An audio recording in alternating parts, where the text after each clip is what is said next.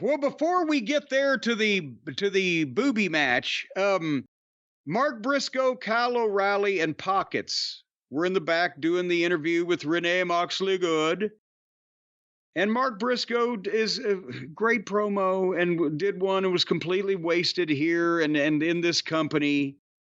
Massive talent and what he could have been. And then Kyle O'Reilly busted out a great promo imitating Mark Briscoe. They could have done something with him because at least he's different. If they hadn't brought him back looking like a homeless bum, it just fell off a fucking freight train and then beat him. And then the jerk jack off just stood there. So whatever. Then we got to the booby match. Explain to me Tony Storm, Maria May, and Mitsu Arakawa versus Anna Jay, Saraya, and Harley Cameroon. Mina Shirakawa, Harley Cameron, the illegitimate daughter of Dave Cameron. You said that wasn't true. Now you're admitting it?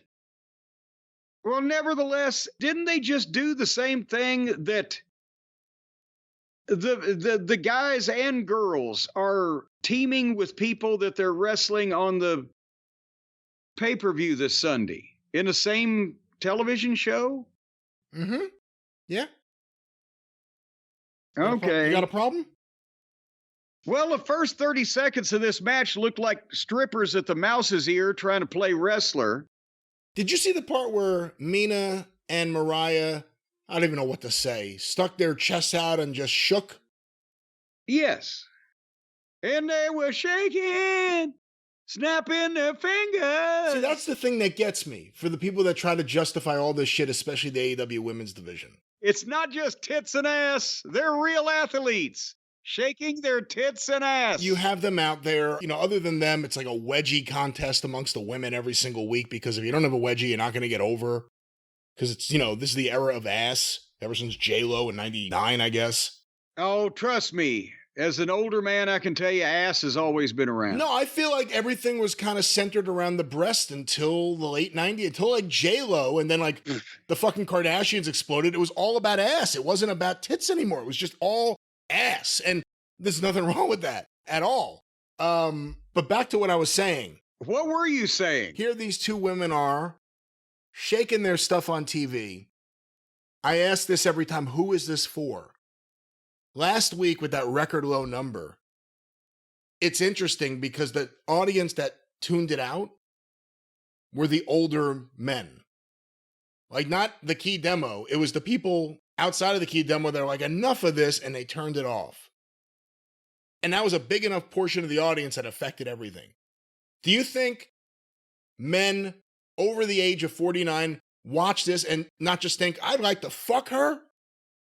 They're watching this for any other reason when this is how it's being presented to them? Do you think men 18 to 49, that's a big fucking age range. What do you think they're thinking when they watch this? Well, I'm very happy about women's equality. I'm glad these women have a chance to go out there and wear as little as possible. No, because here's the thing. Who's the audience? Like there's no female audience, so none of this is being marketed or pushed to females, which would be the only justification. Well, you don't understand. This is female entertainment. This is what females are like. Who is this for? Who is this supposed to connect to? If what they're audience 18 and to what 49, demo? If they're 18 to 49-year-old men, they know very well that they can get a variety of the most disgusting porn available in the world for free on the internet. They don't need to watch these girls covering their shit up and shaking it while it's covered.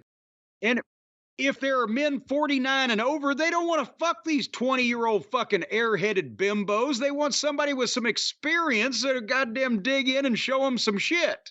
But again, sometimes people don't go the extra mile. People are lazy. I remember a few years before he died, there were photos of like some tabloid of Glenn Fry buying porno magazines. Magazines! It was like, wow, he's still going to that. Well, maybe he had a long car trip or something. I don't know, but that's my big point. All kidding aside, and all honesty aside, who is this division for? Who, if you're behind this division, if you're in this division, if you stop and you say, our key audience for the women's division segments is blank. Who is it? Because I don't think it exists. So then it's just You got to call it what it is. It's a little TNA show, no pun intended to the Bad Wrestling promotion. It's a little TNA show in the middle of the wrestling card. And that's why I like Mina Shirakawa. She doesn't pretend. She comes out and says exactly what it is, and she shows you exactly what it is. Most honest female wrestler in the business. But other than that, that's the thing. You know, like MJF trying to elevate Garcia with Ospreay in there. There's something, I'm not saying it's right or how I would have done it, but there's something there you could almost kind of understand and relate to if you're a guy and you're watching this, or anyone watching this. This stuff with the women's division, who is this supposed to connect to, and who's supposed to get behind it? Well, can you just even explain to me what this finish was, or the afterbirth? Because Tony Storm's team won, and then Maria May got the champagne for Tony and Mitsu Arakawa so that they could toast each other and drink the champagne. And then Maria hugs Mitsu, but then Tony Storm gets Maria and starts dancing with her. So Mitsu gets the bottle of champagne. Whichever. Miss Arakawa.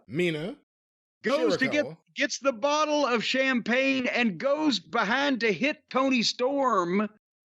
But she ducks and Miss Arakawa breaks the bottle of champagne over Maria's head. Mariah.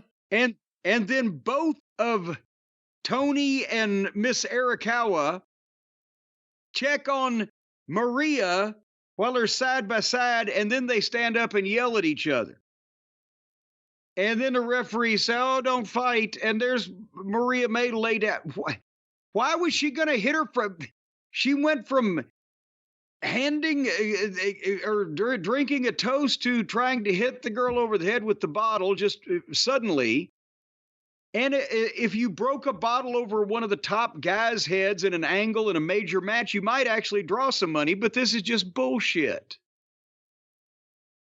But to fuck. Oh my God. Like, that's the thing, like Bianca Belair, Jade, I'll use them as an example. You watch them in their stuff, even when Jade's not wrestling all that great. They're believable, and they're not like, you can get into it. It's like, they're wrestlers wrestling, not a bunch of people performing bad skits. WWE does it too, but these AEW women's, the whole division is just a complete disaster. The people involved in this, most of them need to be wrestling in Jell-O in a kid's blow-up pool.